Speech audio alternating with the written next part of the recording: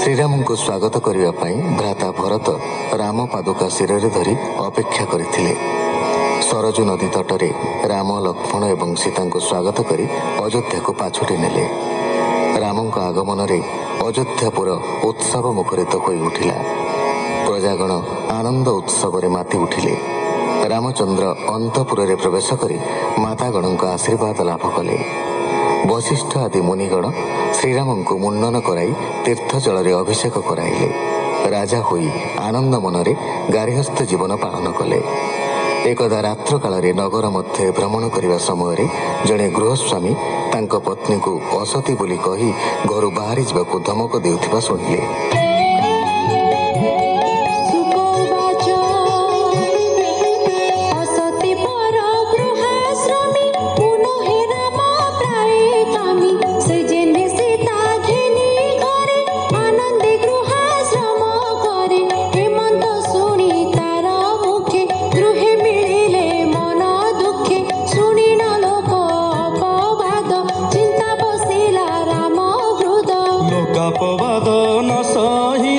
ସୀତାରେ ରାମ କୋପ କଲେ, ପ୍ରିୟାର ଗର୍ଭବାସ ଦେଖି ତାର ବିଚ୍ଛେଦ ହୋଇ ଦୁଃଖୀ।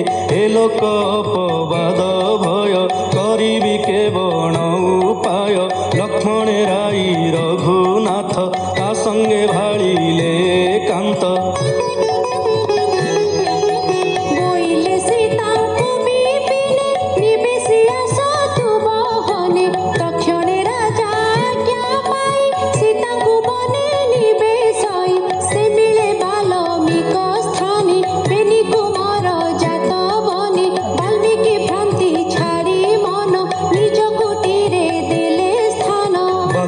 ଜାତ କର୍ମ କଲେ, ପୁତ୍ର ଦୁହିଁଙ୍କ ନାମ ଦେଲେ।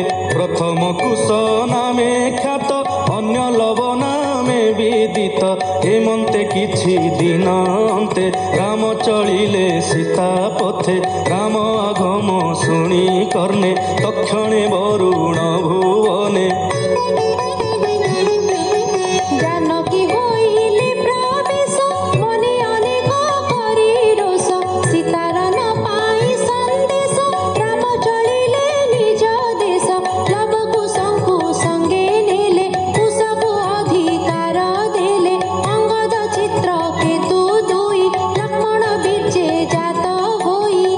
ପୁଷ୍କଳ ବେନି ଭାଇ ଭରତ ପତ୍ନୀ ଗର୍ଭେ ହୋଇ। ସୁବାହୁ ଶ୍ରୁତ ସେନ ବୀର ହୋଇଲେ ଶତ୍ରୁଘ୍ନ କୁମର। ଭରତ ଦିଗ ବିଜେ କରି କୋଟି ଗନ୍ଧର୍ବ ବଳ ମାରି। ଯୁଦ୍ଧେ ପାଇଲା ଯେତେ ଧନ, ଦେଲା ସେ ରାମ ସନ୍ନିଧାନ।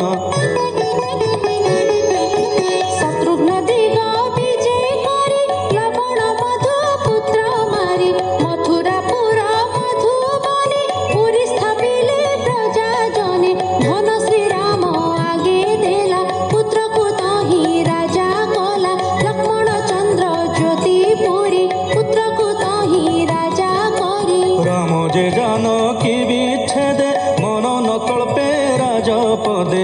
ସୀତାର ଗୁଣ ଚିନ୍ତି ମନେ, ନିଦ୍ରା ନ ମାଡ଼ଇ ନୟନେ।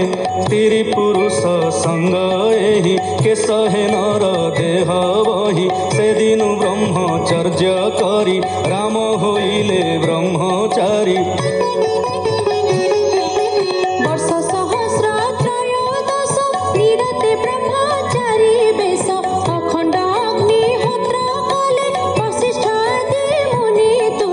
ଦକ୍ଷିଣା ଦେଲେ ତୋଷ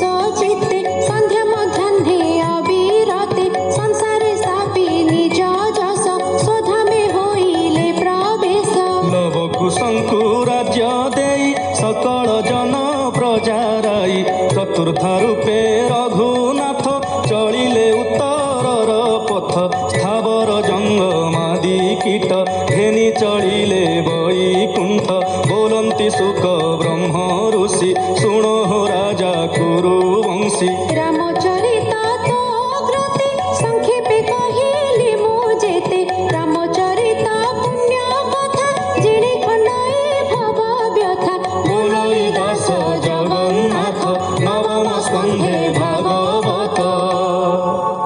इति श्रीमद्भागवते महापुराणे पारमहंस्यां संहितायां नवमस्कन्धे एकादशोऽध्यायः।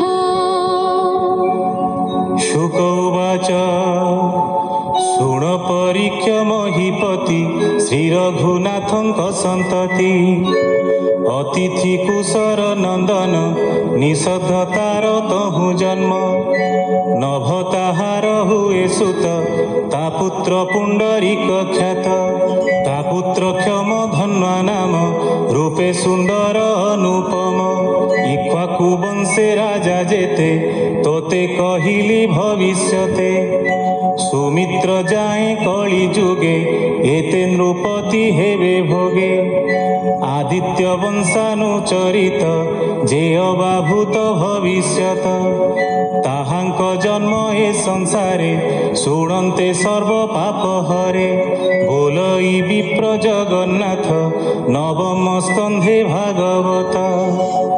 इति श्रीमद्भागवते महापुराणे परमहंस्यां संहितायां नवमस्कन्धे द्वादशोऽध्यायः। शुक उवाच